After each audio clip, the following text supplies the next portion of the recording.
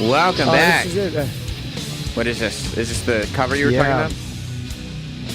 Very slow. This guy's dead now. Yeah. Big dick, though. It's a good trade-off. Yeah, it's decent. Welcome back. It's Jim Norton and Sam Roberts. Zach Amico is here. Zach! Hello. Tom Papa is here. Yay! And we have Natalya coming in from WWE, Natty Neidhart. Also from Total Divas and Smackdown and Survivor Series. And she's a busy woman. I can't believe that you're here. I mean, I knew you were booked, obviously. Yeah. But, like, I was watching Smackdown last night, and, like, you were on the after show and everything. And for you just made the trip. Did you just leave directly from Smackdown and come right to New York? Yep, I had a car that was ready to pick me up, and I kept the driver waiting. I was having a coaching session with Alexa and Carmella in the locker room. What were they coaching on? I was just talking them through, the fact that we. Oh, no, you were coaching them. Sorry. Well, I was talking to them about, we have a little nickname. We call ourselves Three Disgruntled Blondes, and no, but it was I came in last night, and when I found out that I was going to speak to you, I was like, this is great. This is the highlight of my morning. So. No one has ever said that before That's about not speaking true. to him. That's not true. Jim very... wakes up and feels that way every morning. I want you to know. Yeah. Yeah. He's very happy about it. This is a big week for you. Yeah, this is huge. Obviously tonight, Total Divas Season 6 premiering on E, 8 p.m. And it's cool because, I mean, I never thought we would get to 6 seasons. When I started the show, I was like, am I a train wreck since I was picked to do a reality show? And I guess I am slightly, I'm a slight train wreck. But we started the first season, and then all of a sudden, in March, we'll be filming for almost 4 years.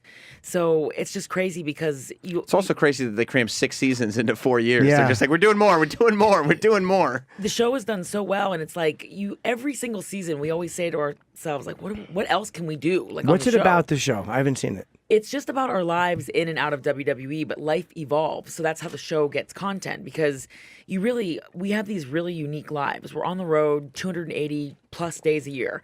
And, a lot of us are with men that are involved in the industry. And it's the first time WWE has ever let any cameras backstage to film the behind the scenes stuff, because I don't even let family, I do not let my own family come backstage unless they are booked by Mr. McMahon himself to be on the show, because it's a very private world. If people are discussing, storylines, nobody is allowed back there. But this is the first time that they let cameras back there to film our lives behind the scenes. And just so much stuff has happened over the last 4 years. And people just find the show fascinating, because you look at other reality shows, nobody has the jobs that we have. When you go to work and your job description is body slamming someone, it doesn't get any better than that.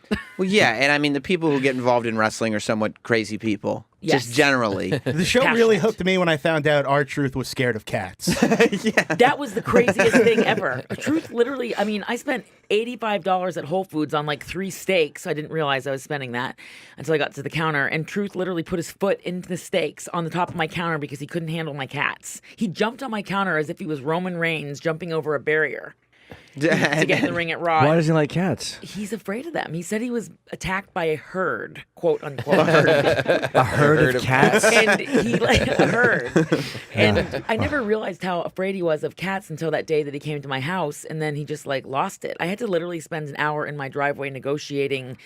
And this guy is Jim doesn't know, but he's a giant black dude who's a rapper and a wrestler who you wouldn't think would be afraid of much. Yeah, he's he's an awesome. He's one of my best God. friends, but he was so scared of the cats. And of course, at the time we had Cesaro over and Big E and Kofi and Fandango, and everybody was just teasing Truth about his fear of cats, and he got really sensitive about it. How tall is he? About maybe 6'1", 6'2". He's a big guy. Yeah, he's a very big guy. He's a very amazing. Big guy. It is He's weird awesome. how a big guy can be scared of something so small. Just step on the fucking thing. It's like an elephant and a mouse. Kill it. But my cats are very special cats, especially Tupaw's. Tupaw's has his own T-shirt. And Instagram account. And by the way, Sam is getting his own chocolate bar. Is that right? Yes. Wow. Yeah. Tupaw. Natty, I think, went into business for herself a little bit and went on SmackDown's after show the other week and just started promoting her Instagram of her cat. But why two paws? Why do you call them that? Well, Brie Bella actually named Tupaws. We were discussing names, and I'm a huge fan of Tupac. I'm obsessed with Tupac, and I'm not really obsessed with rap. I just love Tupac. And Biggie is another cat? Biggie is one of the... Biggie is a wrestler. Oh, wrestler. You said Biggie, right? You said Biggie. So. Biggie is a wrestler that my sister Okay. Jenny is infatuated with. I won't get into that, but you'll see that on season 6 of Total Divas. She's in love with him? She's obsessed with him, and it wasn't supposed to be that way. He was just coming over to hang out, and he's this...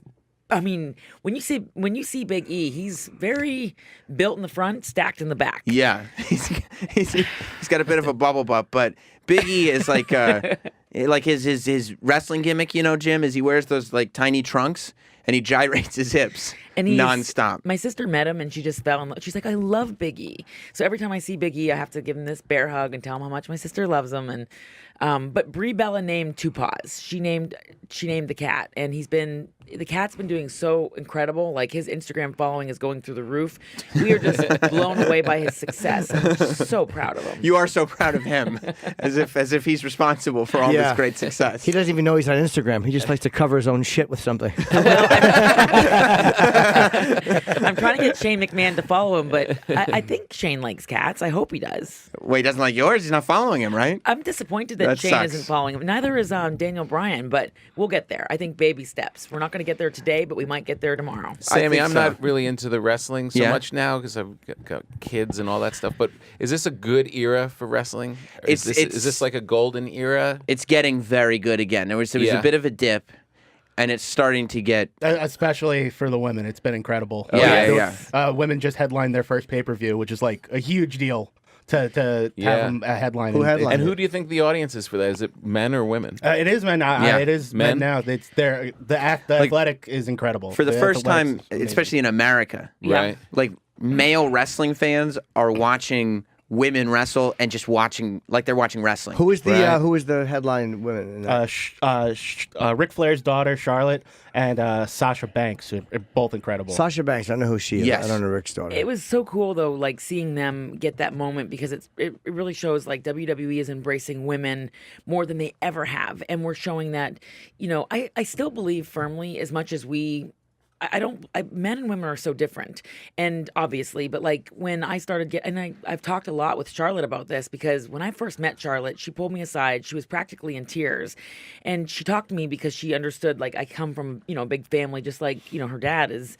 She comes from that lineage, and she's like, I just don't feel like I'm good enough, or I'm pretty enough, I'm strong enough, I don't feel like I fit in. And I said, I felt the same way when I started in wrestling because I always felt like I was going to have this stigma attached to me coming from this line of like The Hart family. royalty. Yeah. Wrestling royalty. When you have Stu Hart as your grandfather and Bret and Owen Hart and the British Bulldogs as your uncle and your dad is Jim Neidhart and you're it's like, how am I going to fill those shoes? And I told Charlotte, I said, I went through all the same stuff. And it was so cool to be able to share my experience of like feeling the same way that I didn't. Like I remember my first trip to Japan, and I was so terrified. I actually like almost forgot how to wrestle, and I was just like, how am I gonna follow in Bret Hart's footsteps? But you realize, no, you don't want to follow in their footsteps. And I told Charlotte, I'm like, you can pay homage to your dad, but you are not your dad. You are blazing your own trail. Do something different. The women are so different than the men. And I think, that's the thing about their Hell in a Cell match. Yes, it was a historical, monumental moment for a lot of different reasons, but we're still so different. And that's what makes us unique. That's what makes us special. That's what makes people tune in. And those girls actually were super respectful to me a few weeks ago. We were talking, and both Sasha and Charlotte kind of came forward, and they were like, if it wasn't for women like you, Natty, helping kind of, open up that door, even though it took a long time for us to get here, we might not have gotten here if we didn't all just keep pressing. Do you think the interest in because women have been involved in wrestling, but you get like Ronda Rousey and Misha fighting in UFC, and then you see how popular it is in combat sports. So it's like it's just natural people want to see You're it. 100% right. I think Ronda Rousey totally helped open that door for us, and I think the success of look at the Olympics this year. Yeah, who were the stars? In my opinion, I mean, I'm biased, but who are the stars of the Olympics this year? Ryan Lochte. Oh no, wait, Another lady. High bar. gas station security guard.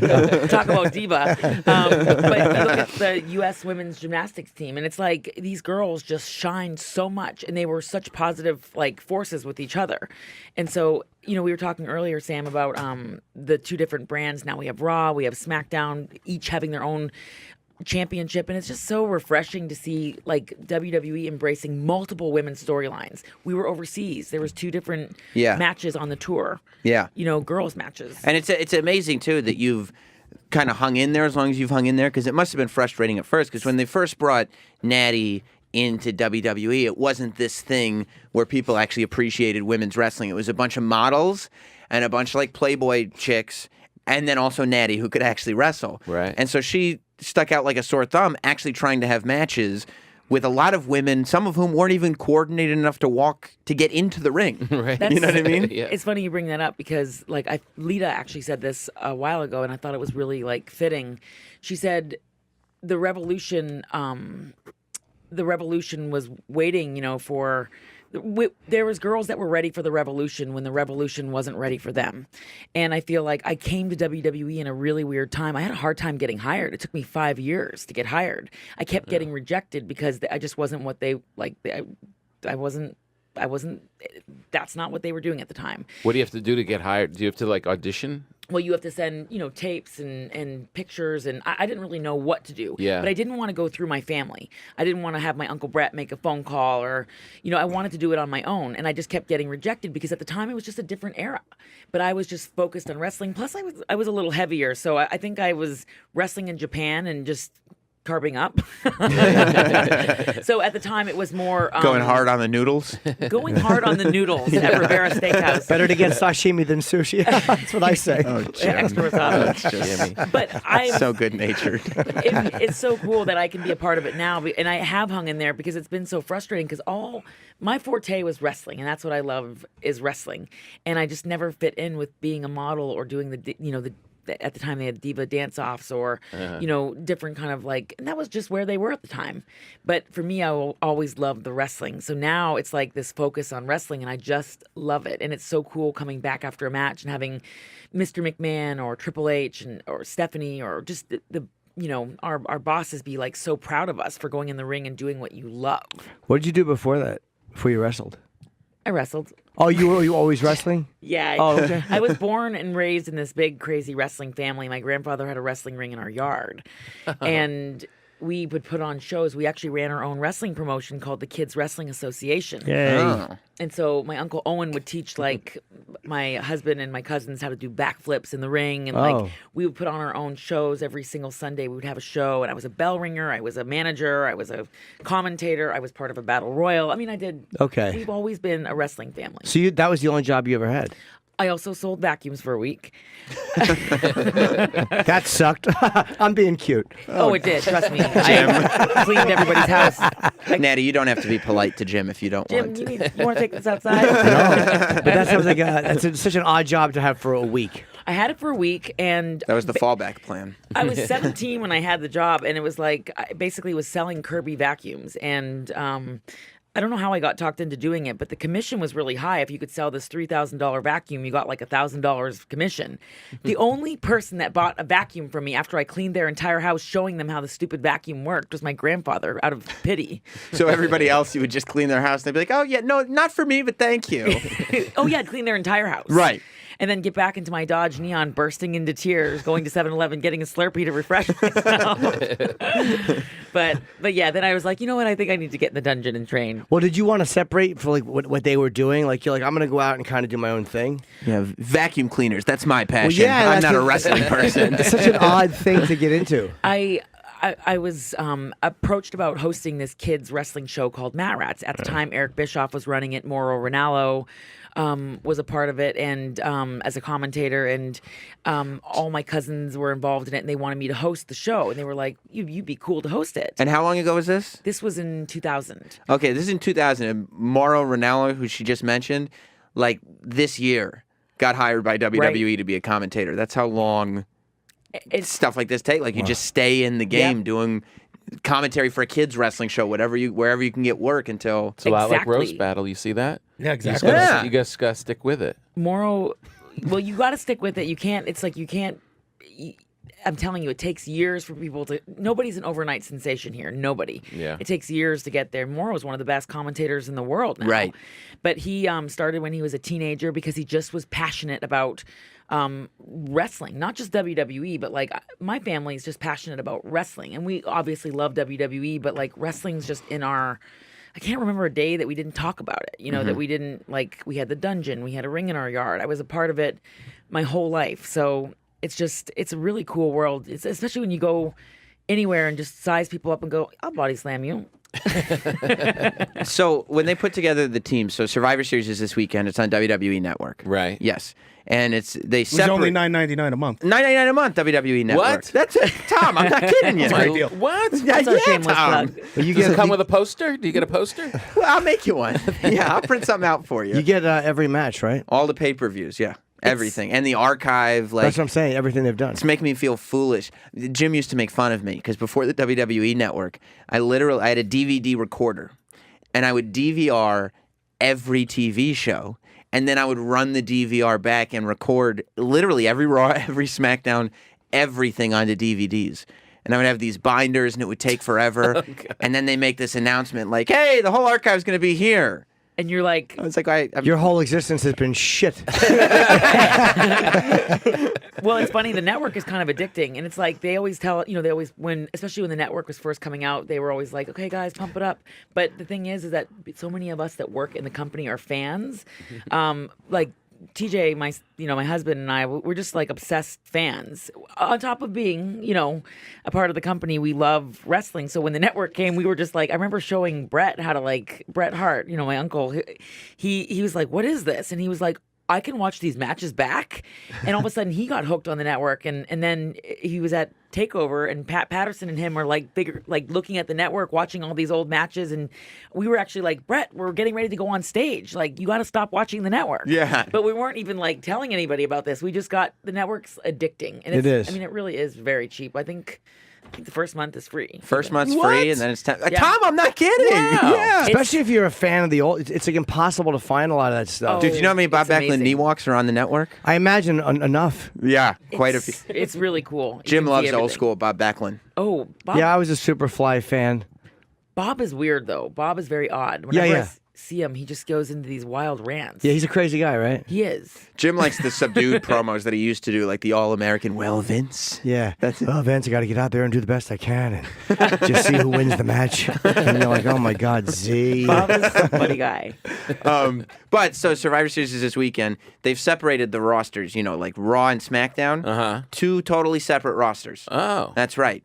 And they're taking all the women on Raw, and they're going to face all the women on SmackDown, 5-on-5. What's the difference? Different people. Just different rosters? Yeah. But there's no... It's like, the wrestling's the same, though?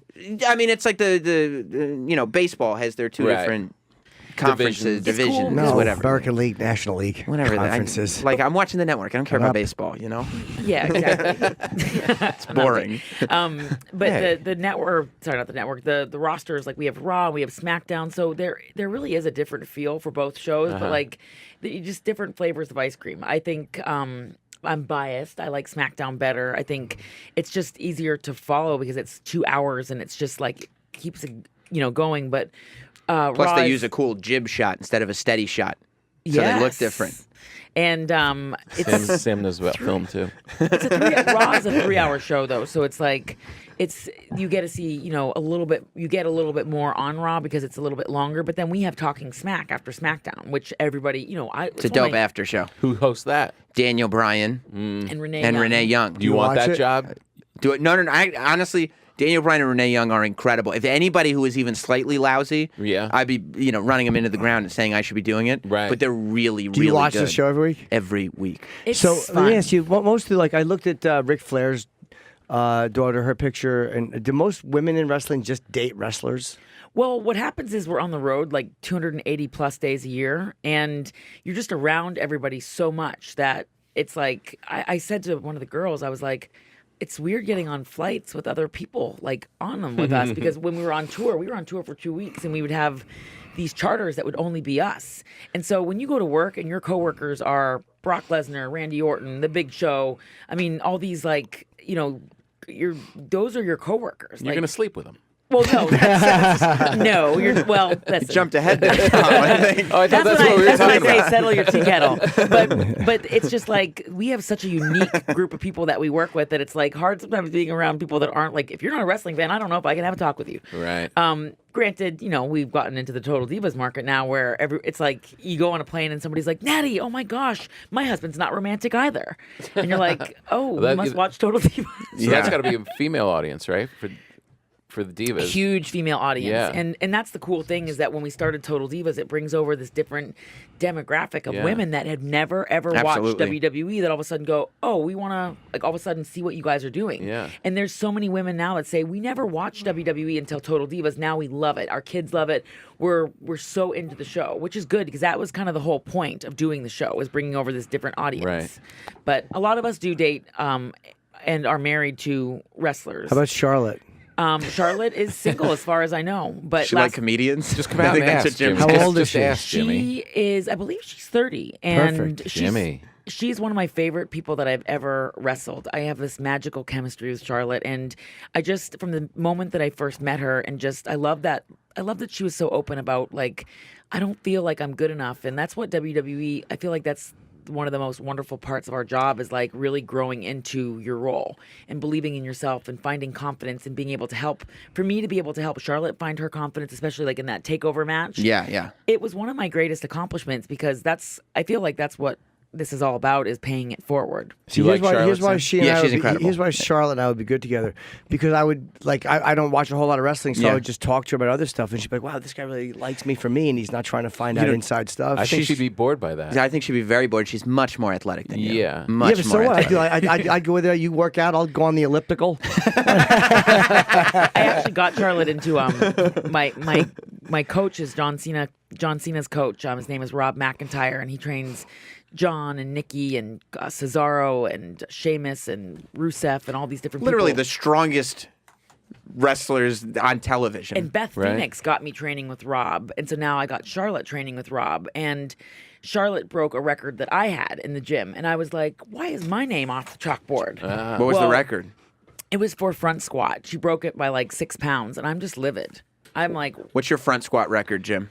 I don't ever let them tell me how much. They throw whatever's available. They throw on. I do it, and I'm like, come back for more when you got it. They just find stuff to put on the bar. And they Yeah, just lift it. all the weights available and a couple of purses. I just lift it. That's so impressive. Yeah, Jim's more into burpees. Yes. Who's your favorite wrestlers? Natalia. Yeah. Yeah. thank you, Sam. I paid him to What say about- that. I'm a big Charlotte fan. You are a big I Charlotte do. I fan? like it. How tall is she? She's about, I think, 5'9". That's cool because I'm 5'7". Women like that tend to like a shorter guy. What are you I don't think talking so. about? I don't think that's right.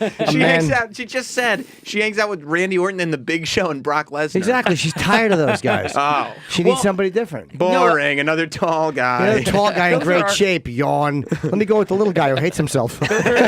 It's so funny because those are just like they're not normal people. We know they're not, but like when you're just like getting on a charter and you're like, oh, you're walking past guys that are like 7 feet tall. I mean, even remember the Great Khali? No, I remember the Great Khali. He's one of my we've become very good friends over the years, and like he's a legit giant.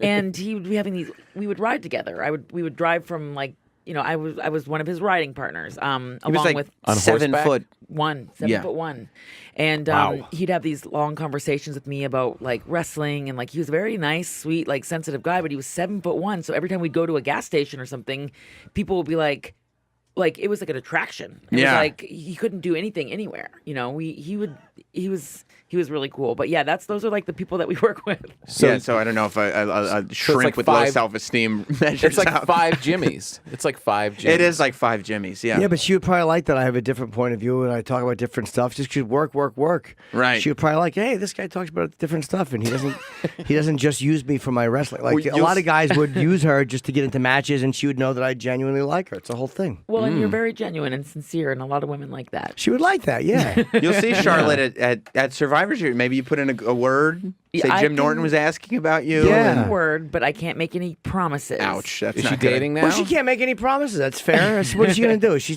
can't make a promise for a friend. So my question that I was going to ask you about Survivor Series was, they made this 5-woman team from Smackdown. Mm-hmm. You're not on the team.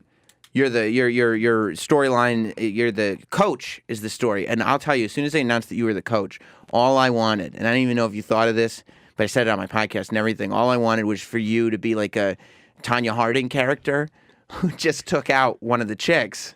So that then I don't know what happened in training. There was an accident, and you find out that you had destroyed this woman's chances so that you could get ahead. I was kind of blown away when they were like, "We want you to be the coach," and I was like, "I'm not going to brag, but I am going to brag. I am one of the best women wrestlers in the world." Yeah, and I'm sick of these little pipsqueaks like Carmella and Alexa stealing. Maybe that's why they wanted you to coach, because there'd be good tension.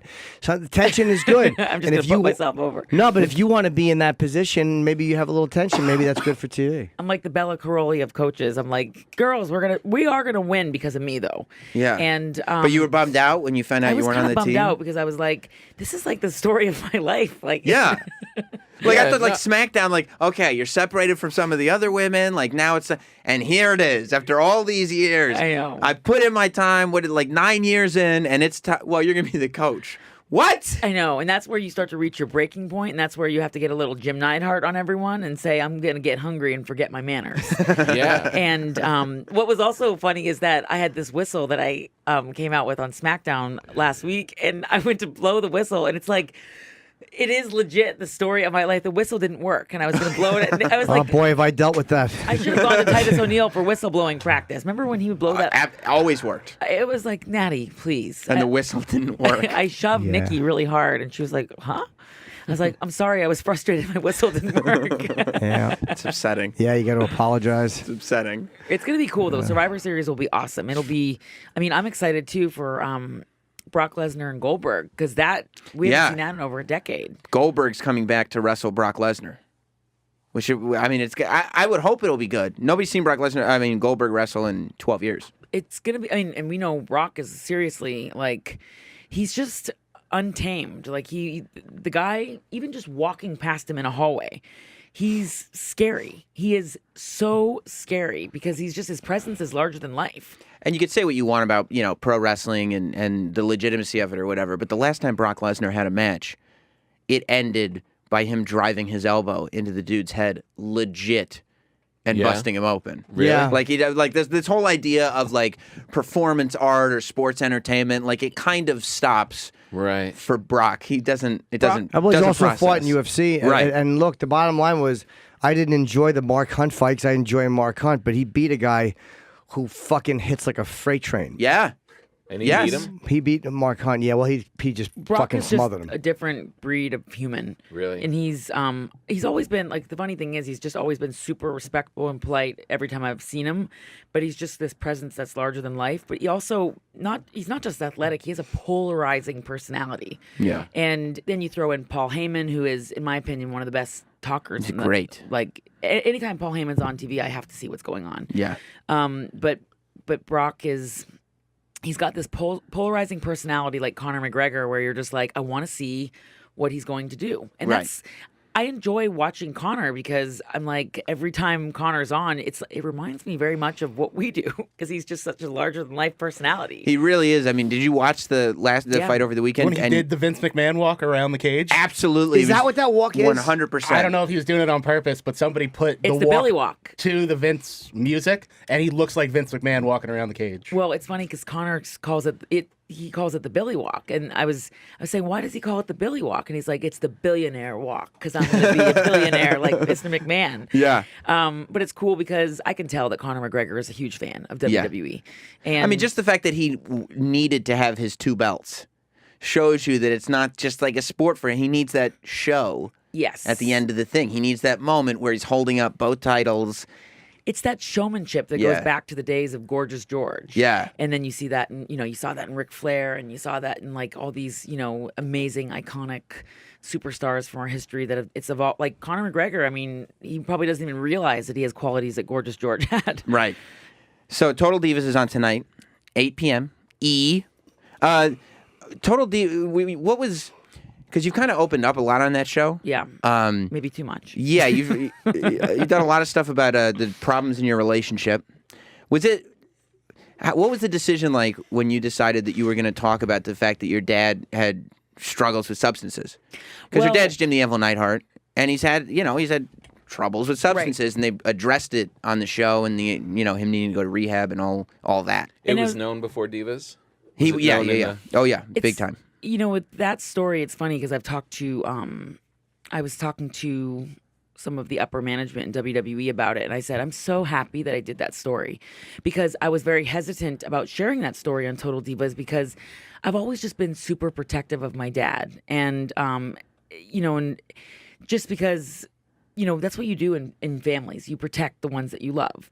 But I also felt like with WWE's help, I was able to get my dad help, and that's part of I feel like in a lot of ways WWE helped save my dad's life, and I wanted to be able to share that story with my dad. So many people across the world go through issues, and you realize issues with drugs and alcohol, it's a disease, and my dad was going through a really hard time in his life.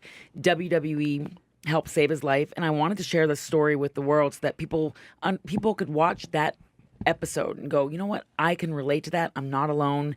We got my dad the help that he needed. He feels so much better.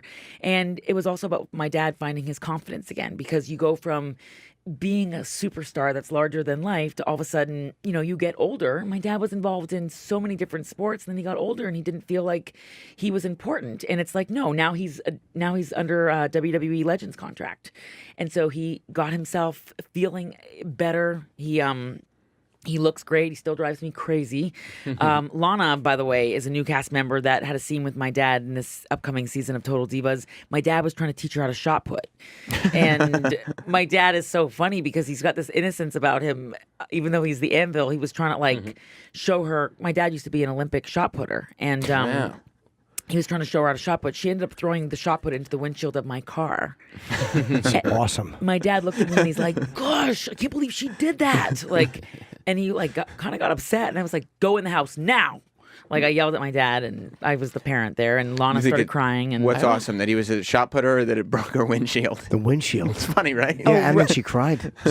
Two for two. She was crying on my lawn.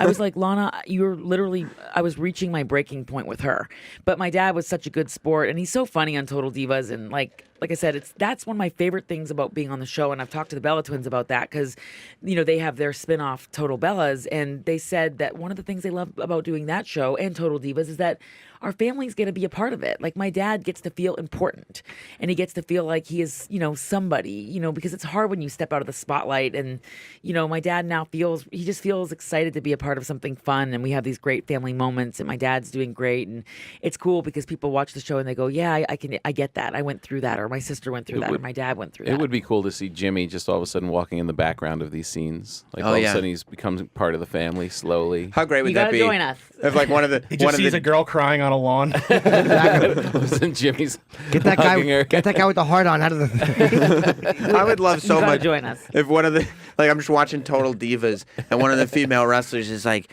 this is my new boyfriend. He's a comedian, and Jimmy's it's just Norton. she walks in carrying Jim. And then you see her hit me, and I stand up straight, kind of embarrassing her and all posture. Is Jim and a baby Bjorn? All the other women are just talking behind her back, like, I don't know what she's doing dating him. This doesn't make any sense. He's not even good looking. Weird. It's creepy. Well, we're out of time, Natty. You are the greatest. Oh, thank you. I love talking to you. Me too. I love talking to you.